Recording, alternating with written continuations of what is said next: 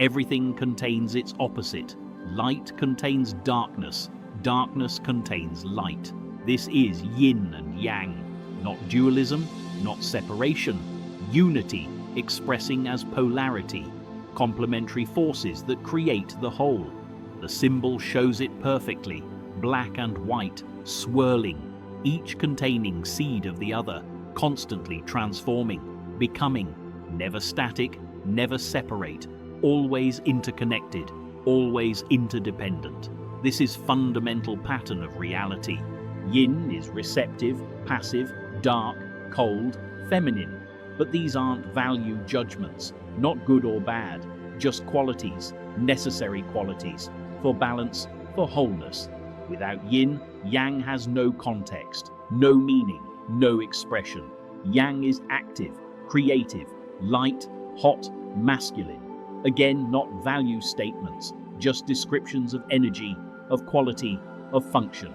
Yang without yin is impossible. They define each other, create each other, transform into each other. Night is yin, but it becomes day. Day is yang, but it becomes night. Constant transformation. Neither permanent, neither superior. Both necessary, both natural, both part of the cycle. Winter is yin, cold, dark, dormant. But without winter, no spring. Spring is yang, warm, light, growing. But without spring's growth, no summer abundance. Summer is maximum yang, but it transforms to autumn. Autumn prepares winter. The cycle continues. Perfect balance through constant change. Your life follows this pattern. Activity and rest, effort and ease, speaking and listening, giving and receiving. When balanced, life flows. When imbalanced, problems arise. Too much yang creates burnout. Too much yin creates stagnation. Modern culture worships yang. Action, achievement, productivity, progress, always doing, always pushing, always more. This creates imbalance, exhaustion, illness, because yang requires yin. Activity requires rest. Work requires recovery.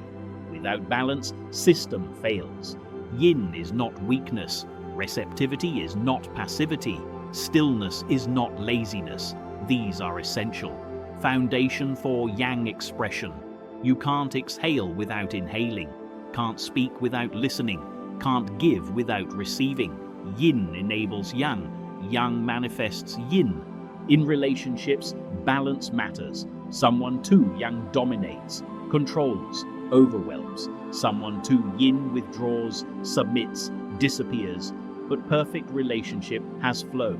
Sometimes you lead, sometimes you follow, sometimes you speak, sometimes you listen. Balanced exchange. In body, health requires balance. Too much yang creates inflammation, fever, hyperactivity. Too much yin creates coldness, lethargy, depression. Chinese medicine understands this, treats by restoring balance, not eliminating one pole, harmonizing both. In mind, balance is wisdom. Too much yang thinking is rigid, aggressive, forceful. Too much yin thinking is vague, confused, scattered. But balanced mind is clear and flexible, decisive and receptive, strong and gentle. Emotions follow this too. Anger is yang, sadness is yin, joy is yang, fear is yin. You need full range, not just positive, not just yang emotions. The negative, the yin emotions also serve, also teach, also belong. Trying to be only yang creates problems. Positivity culture, toxic, denying half of reality, rejecting valid emotions, creating pressure to always be up, always be on, always be producing. This is imbalance. This creates suffering. Same with trying to be only yin. Perpetual victim, passive, never acting, never deciding, never engaging. This is also imbalance, also suffering. Different form, same root, rejection of one pole. The goal is not static balance, not 50-50 always, but dynamic harmony. Sometimes more yang needed, sometimes more yin needed. Like seasons, like day and night, appropriate response to circumstance, natural flow between polarities, How do you know what's needed? Feel into it. Are you exhausted? Need yin, rest, receive, be still. Are you stagnant? Need yang, act, create, move, body knows. If you listen. Meditation balances yin and yang.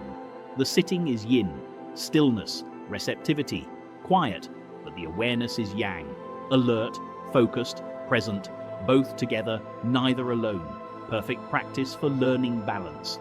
Taoism teaches to be like water.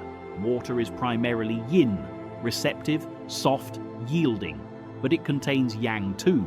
It moves, it acts, it shapes, perfectly balanced. This is the ideal. This is the way. The sage embodies both, strong like mountain, soft like water, active when action serves, still when stillness serves, speaking when words help, silent when silence teaches, male and female, hard and soft, all of it, none excluded. This is wholeness, not half a person, not just yang, not just yin, complete human, full range, all possibilities, responding appropriately, naturally, balanced. Modern psychology calls this integration. Taoism has taught it for millennia. Yin and yang, unity in duality, wholeness through balance. This is health, this is wisdom, this is Tao. Look at the symbol again, study it, contemplate it. It contains everything, all teachings, all wisdom, all of Tao. In one simple image, black and white, swirling, transforming, balanced, perfect. Live this way, not one-sided, not extreme, but flowing between polarities, as needed, as appropriate, as natural. This is the path. This is balance. This is Tao.